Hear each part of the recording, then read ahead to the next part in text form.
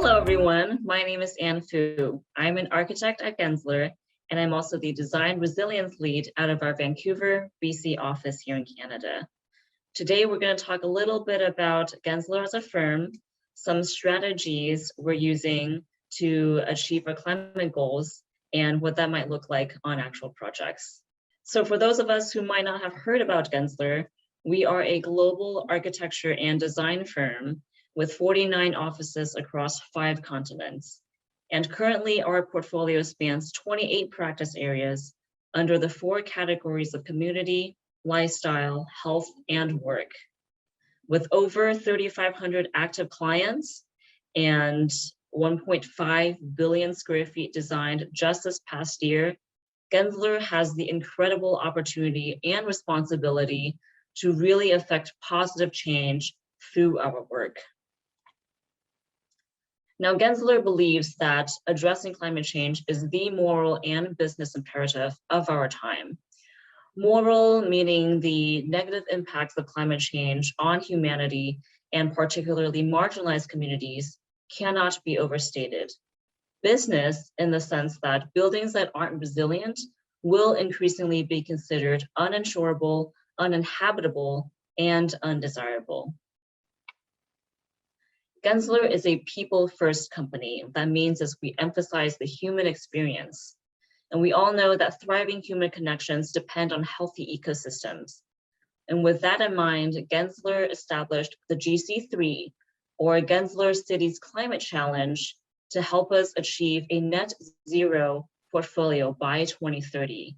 And in the corner there, you'll see Diane Hoskins, our co-CEO, announcing this pledge at the United Nations Climate Action Summit in 2018. Now, in the past, when we've discussed sustainability, we've often only talked about the environmental side of things, but there is an overall industry shift to focus now on social and corporate governance goals as well. And you might have heard of ESG in the news or daily life, and that's what ESG stands for. And this is where we start to align environmental and social objectives with economic interests. Hopefully, by focusing on ESG, we can start to achieve a level of impact that will prioritize equity and climate justice, because there is an inequitable distribution of emissions that harm our marginalized and BIPOC communities the most. So whatever solutions we come up with, we have to elevate these communities first.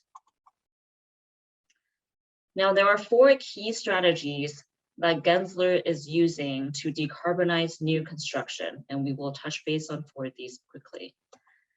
The first one is, before we do anything at all, to really ask, what do we need exactly? If there's something existing, is there any way we can reuse or repurpose, salvage, essentially extend the life of what's already there? According to the US Environmental Protection Agency, over 90% of total construction waste comes from the demolition of existing buildings, and that's 90. So by reusing existing building stock, we're not only lowering our footprint and oftentimes our cost, but we can divert a lot of debris from our landfills. And adaptive reuse can be applied across all scales, from products up to cities. The second is to really design to our local climate and context. We are now starting to experience extreme weather events on a regular basis, and the 2 main concerns we have now is sea level rise or coastal flooding and extreme heat.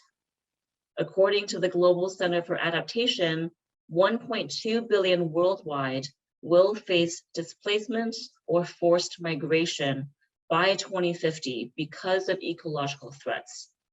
And extreme heat in particular disproportionately affects communities of color, given the historical lack of investment, which led to communities with less vegetation, less efficient building typologies, and a heavy reliance on heat trapping materials such as concrete and asphalt.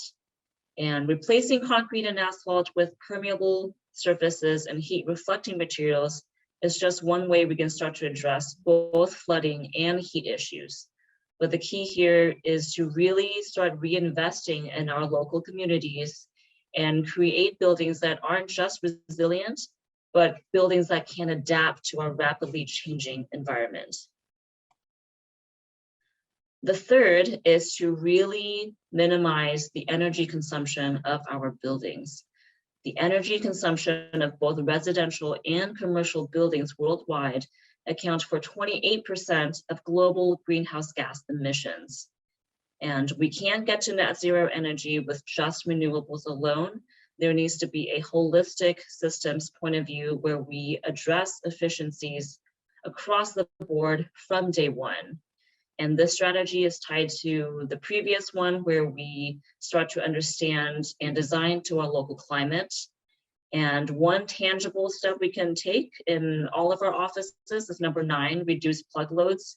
For example, when our laptops or printers are shut down but still plugged in, they are still consuming energy. So if you have an IT department, have a discussion with them to see what's the best way to monitor and minimize these plug loads.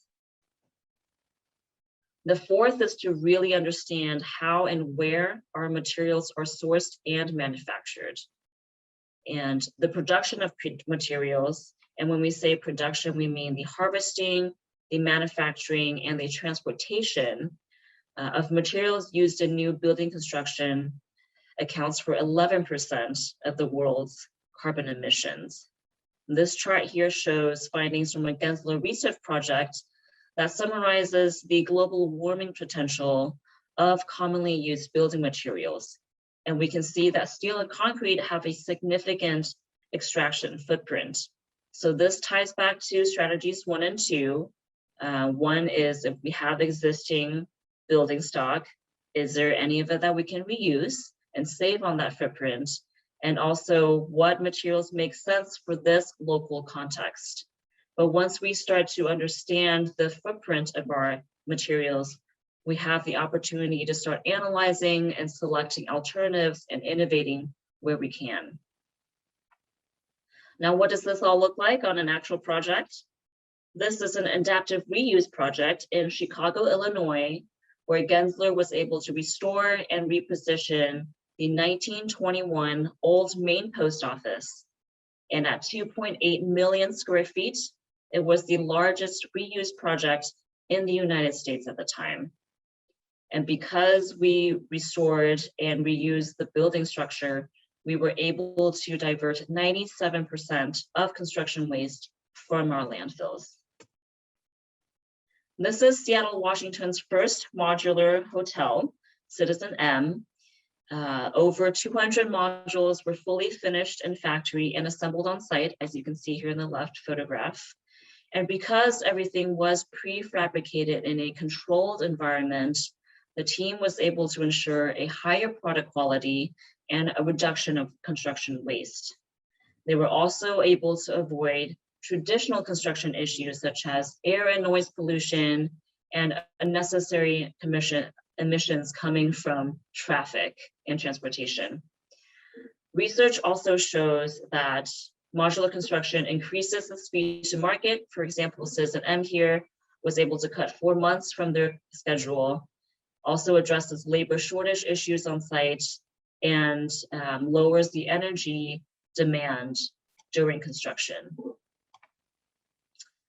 Here's an example of what Gensler is doing in one of our own office designs. This is the San Jose office in Costa Rica, and it is carbon neutral certified. The office reports and recertifies this annually through the Ministry of Environment and Energy. The office is also preparing its first global reporting initiative report to be published in April 2022. And this details the environmental, social, and economic impacts of the office on its community. During pre-pandemic times, the office also processed its own compost to use on their terrace gardens.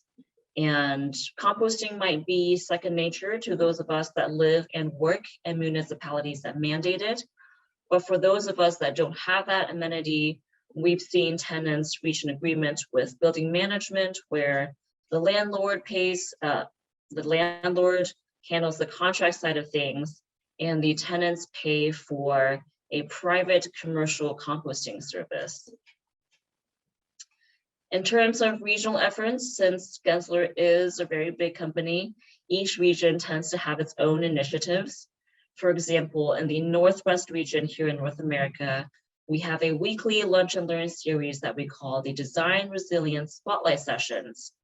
And this is where we bring in both internal and external presenters to educate us on climate tools or software, design strategies, and product innovations. But whatever the subject, these series are just a fantastic opportunity for us to continuously learn and also create partnerships with professionals that have similar goals to us. And no matter the scale or sector of your office, there could always be opportunities for staff education. Gensler also has design resilience leaders at every level, from office to practice area, and these folks act as resources and help guide project teams towards their climate goals. Now, we know that not everyone works in the design industry, and so here are some really simple steps that we can take in our own offices that are not project related. Aside from the composting and plug loads we talked about earlier, we can also provide tableware in our kitchen so we don't use disposables. A further step is to use coffee beans or loose leaf tea instead of coffee pods and packets and tea bags. And that swap can really cut down on plastic and single-use waste. Again, these might already be in place in your office, which is fantastic. But just to illustrate that the smallest action and the most seemingly mundane choices can start to add up and create a collective impact. And that is all we have for you today. Thank you for tuning in. If you'd like to learn more about Gensler, please feel free to look us up. If you type in Gensler Climate Action, you'll get to our Gensler Resilience page. If any questions arise, please feel free to reach out. My contact information is in the corner there. But again, thank you for tuning in and take care.